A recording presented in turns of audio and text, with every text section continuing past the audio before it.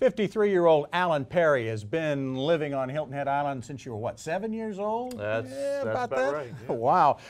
He's now the sales manager at the SunTrust Bank here on the island and is the current president of People for Parks, a support organization for the Island Rec Center.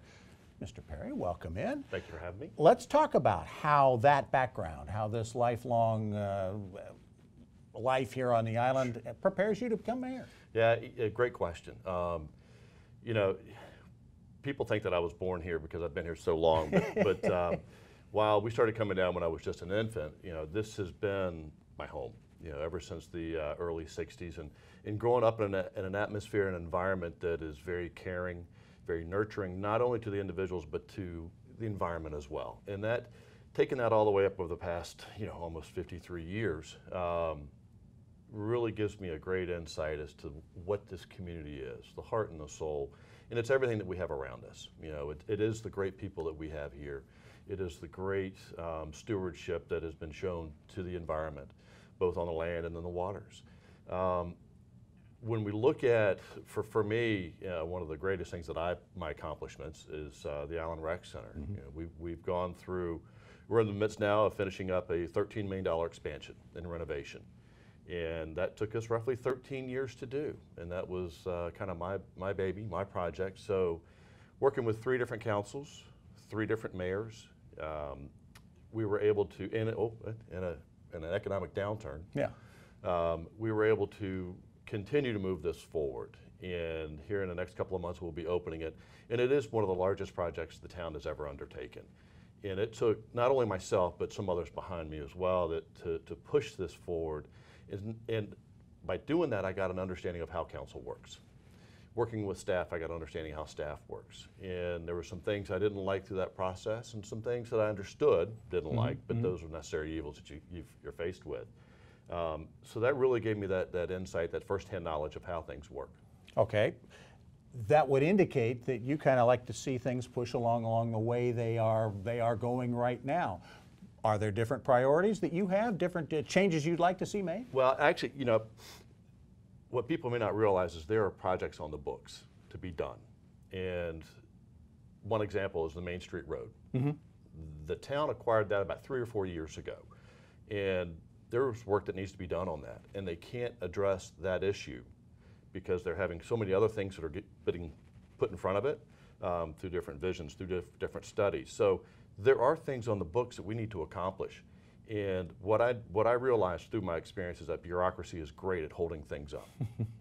So yes, there are things that are already out there that I want to see completed before we start adding and adding and adding to it, because by doing that, it creates an ineffectiveness within staff and council to get things done.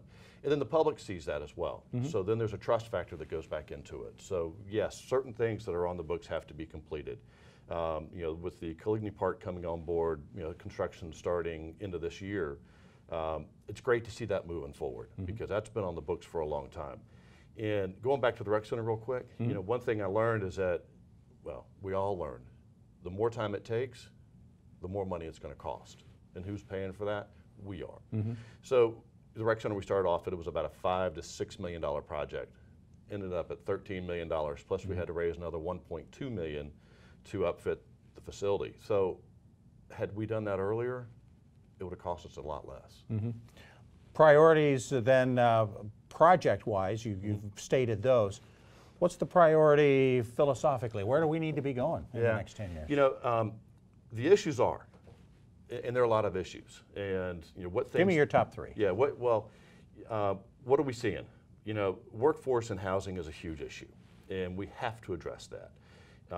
Council needs to offer the ability for developers to do stuff.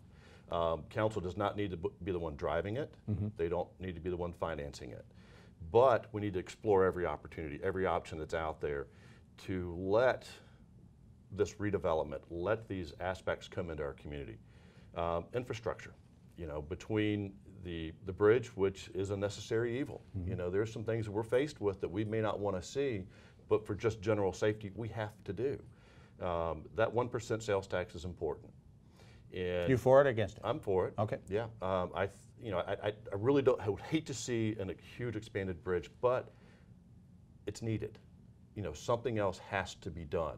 When you've got 70,000 cars going over that bridge every day, how can you not look at that and go, here's an issue? So that is a major issue. Then some other things that we're faced with down the road is some stormwater drainage. You know, that we have to address. But when I said earlier that the issues they're there. We all have to face them, and as a council, we're going to work together to solve these. And the question comes in, well, what's the difference? You know, what are we going to do? And it's leadership. I think I bring a different type of leadership to council. And one of the things that is most important to me is to building cohesiveness within council, within staff, with other municipalities. And then really one of the most important things is to build trust, and that is trust from the community. You know, there have been a lot of things that have transpired over the past couple of years that, whether right or wrong, have not been handled correctly. And a lack of trust is now showing. We can't have that. We can't move forward like that. We have got to be in a position where when we set out to do something, people understand it is for the betterment of the community. It's not for the betterment of anybody else, but the community as a whole. And how does that fit into the atmosphere that we have? Alan, thank you so much for your time. I appreciate it. Thank you. All right, candidate Alan Perry running for mayor of Hilton Head Island.